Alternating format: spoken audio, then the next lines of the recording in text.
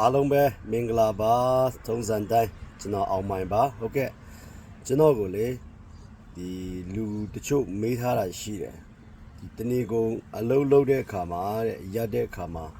ဒီ kitchen ပေါ့နော်ဒီ professional တကယ် professional ဖနက်တွေတော့မဝယ်နိုင်ဘူးတဲ့ဒါပေမဲ့ရိုးရိုးဖနက်တွေနဲ့ဘလောက်ကြာပေါ့နော်ဒါကြီးစီးလို့ရတဲ့စီးလို့ကောင်းတဲ့ဖနက်မျိုးညွှန်းပေးပါလို့ပြောတဲ့ညီကိုတွေအတွက်နော်လေညွှန်းပေးခြင်းနဲ့ကျွန်တော်ကိုယ်တိုင်လဲစီးတဲ့ဖနက်ပေါ့နော်ဖနက်ဖြစ်တယ်ဆိုတော့ဒီ Nike ထဲကကျွန်တော်ဒီ Air Max ပေါ့နော်အခုကျွန်တော်စီးထားတယ်ဒါ Air Max ဖြစ်တယ်ဆိုတော့